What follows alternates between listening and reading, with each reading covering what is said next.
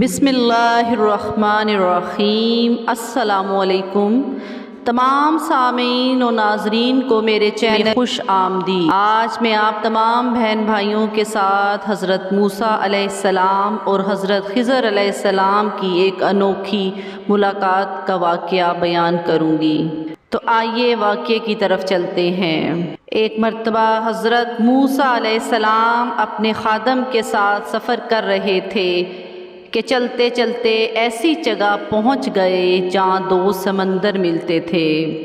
وہاں ان کا خادم مچھلی بھول گیا اور دونوں آگے بڑھتے چلے گئے۔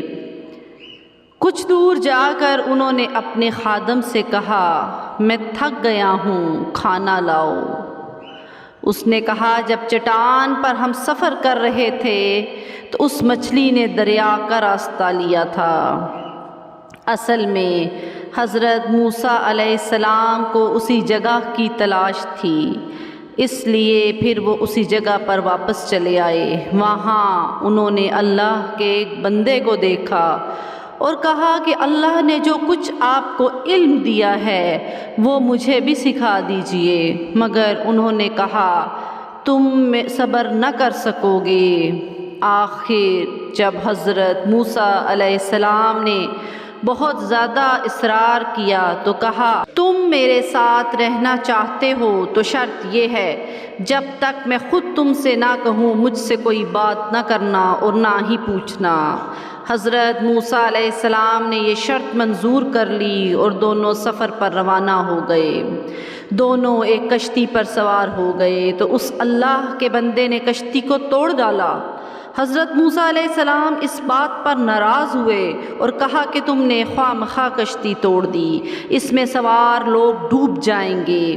انہوں نے شرط یاد دلائی تو آپ نے کہا، میں بھول گیا، اب ایسا نہیں ہوگا۔ آگے بڑھے تو خشکی پر ایک لڑکا ملا جس سے انہوں نے قتل کر ڈالا۔ اس پر موسیٰ علیہ السلام بگڑ گئے اور کہا، بغیر کسی قصور کے اس کو مار ڈالا، آپ نے بہت برا کیا۔ اس پر اس بندے نے کہا، جب میں نے کہا تھا کہ میرے ساتھ نہ چل سکیں گے، پھر دونوں میں کول قرار ہوا اور حضرت موسیٰ علیہ السلام نے کہا کہ اب کی بار میں اپنے کول سے نہیں پھروں گا اور نہ ہی سوال و جواب کروں گا۔ چلتے چلتے ایک گاؤں میں پہنچے جہاں کے لوگوں نے ان کو اپنا مہمان بنانے سے انکار کر دیا، مگر ان دونوں نے دیکھا کہ ایک دیوار گرنے والی ہے، اس کو ان دونوں نے مل کر درست کیا۔ حضرت موسیٰ علیہ السلام پھر صبر نہ کر سکے اور بول پڑے، کہا کہ اگر آپ چاہتے ہیں تو ان سے اس کام پر مزدوری مانگ لیتے۔ اس اللہ کے بندے نے حضرت موسیٰ علیہ السلام سے کہا، اب ہم دونوں مزید ایک ساتھ نہیں رہ سکتے، یہ ممکن نہیں ہے۔ آپ ہر بار اپنے قول سے پھر جاتے ہیں یا اپنا وعدہ بھول جاتے ہیں، مگر جدا ہونے سے پہلے ان قصوں کا مطلب سن لیجئے۔ کشتی چند غریب آدمیوں کی تھی، یعنی کہ جو اللہ کا نیک بندہ تھا اس نے حضرت موسیٰ کو گزرے ہوئے ان تمام قصوں کا مطلب سمجھانا شروع کیا، جو کہ بار بار حضرت موسیٰ جن کے بارے میں سوال کرتے رہے تھے۔ وہ بولے، کشتی چند غریب آدمیوں کی تھی جو اسے کرائے پر چلاتے تھے۔ دریا کے اس طرف کا بادشاہ زبردستی کشتیاں چھین لیا کرتا تھا، میں نے اس کو توڑ دیا کہ عیب دار ہونے کی وجہ سے اسے کوئی نہ لے گا۔ اب دوسرا قصہ رہا، وہ لڑکا جس کو میں نے قتل کر دیا، تو اس کے بارے میں سن لو۔ لڑکا تو اس کے ماں باپ اس لڑکے کے بہت ایماندار تھے، مگر یہ سرکش اور کافر تھا۔ ڈر تھا کہ اس کی نافرمانی اور کفر سے ماں باپ کو تکلیف پہنچے گی، تو میں نے قتل کر دیا کہ اللہ انہیں مہربان اور نیک بیٹا عطا کرے۔ دیوار شہر کے 2 یتیم بچوں کی تھی جس کے نیچے ان کی دولت دفن تھی۔